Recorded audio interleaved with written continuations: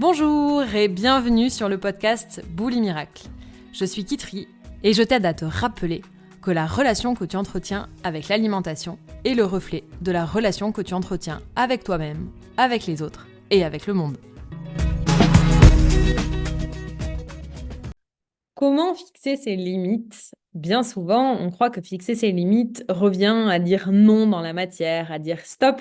Alors oui, ça peut, mais en réalité, ce qui fixe réellement nos limites, c'est notre espace intérieur. C'est l'espace intérieur depuis lequel on dit stop.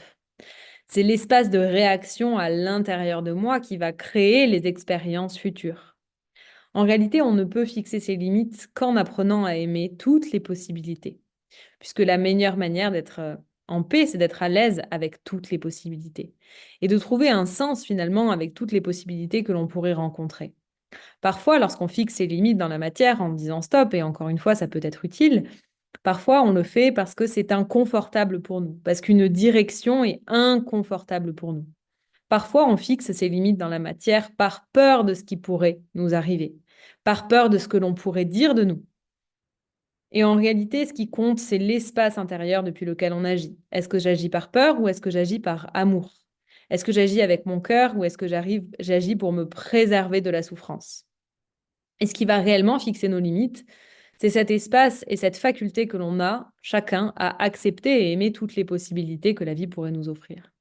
Maintenant, il y a certaines circonstances où un espace en moi autorise une expérience abominable. Et dans ce cas-là, il est sain de fixer sa limite dans la matière en disant stop, mais non pas pour fuir un objet que l'on considérerait comme toxique, mais pour prendre l'espace de se reconsolider intérieurement, pour prendre l'espace nécessaire pour apprendre à aimer ce qui n'est pas encore aimé en moi et ainsi fixer mes limites pour toujours. Donc bien évidemment que les 2 sont utiles, dire stop dans la matière et se reconsolider. Mais on peut dire stop dans la matière en étant en réaction et dans ce cas, en aucun cas, on fixe ses limites et on va revivre sans cesse les mêmes expériences où on a beau dire stop, on n'est pas entendu, où l'expérience se représente. Et on peut ne rien dire dans la matière et faire cette œuvre intérieure, être un activiste intérieur pour combler cet espace en moi d'amour et permettre à ces expériences de ne plus se représenter.